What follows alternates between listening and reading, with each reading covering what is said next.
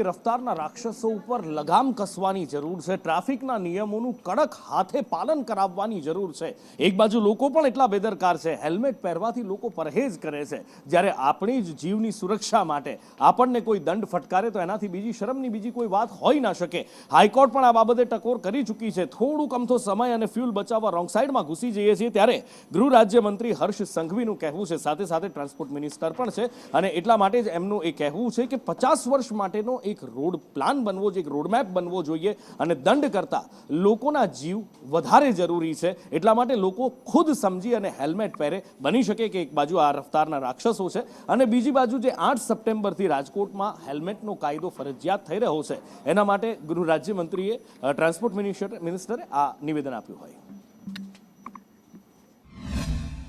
Traffic સમસ્યા એ traffic એન્જિનિયરિંગનો સૌથી મોટો ભાગ છે, અને દરેક શહેરોમાં અમે મહાનગરપાલિકા સાથે મળીને આ બાબતનો માસ્ટર પ્લાન જોડે જોડે વધુમાં વધુ જે રોડ છે અને રોડ જોડે જે પાર્કિંગ ફેસિલિટી છે એ જો જેટલી પર્યાપ્ત જરૂર છે એ મળે, અને સાથે સાથે પોલીસ દ્વારા બી જે સિગ્નલ્સ છે, જે સિગ્નલમાં આજે શહેર પ્રમુખ, શહેરના સંગઠનના અને સૌ ધારાસભ્યો દ્વારા બી આ બાબતે જે ચિંતન એટલે કે ખાસ કરીને જે સજેશનો આપવામાં આવ્યા છે, એ સજેશન પર જે પોલીસ વિભાગની કામગીરી છે એ ઝડપથી પૂર્ણ કરવામાં આવશે।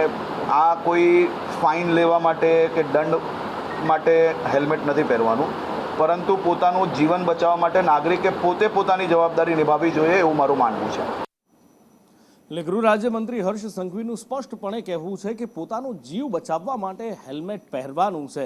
રાજકોટમાં ભૂતકાળમાં જ્યારે કાયદો આવ્યો હતો તો જન આંદોલન ઊભું થયું હતું, અને એ વખતે આવું થયું હતું, અને હવે આવું ન થાય કદાચ એના માટે જ આ અપીલ કરવામાં આવી રહી છે। હવે જોઈએ લોકો પોતાનો જીવ બચાવવા માટે જાગૃત થાય છે કે કેમ, કારણ કે રફતારના રાક્ષસો બેફામ ફરી રહ્યા છે। ભલે ભૂતકાળમાં કોઈ પૂર્વ ધારાસભ્ય કે પછી પૂર્વ સાંસદ એવું કહેતા હોય કે શહેરમાં હેલ્મેટની જરૂર નથી, પણ સાહેબ આ બનાવો શહેરમાં જ બને છે। ક્યારેય પણ ક્યાંયથી પણ કાળ આવી જાય અને જો એ વખતે હેલ્મેટ પહેર્યું હોય તો બચવાનો એક રસ્તો રહે છે, અને એટલા માટે જ અપીલ કરવામાં આવી રહી છે કે પોતાનો જીવ બચાવવા માટે તો એટલીસ્ટ હેલ્મેટ પહેરવાની ટેવ રાખો।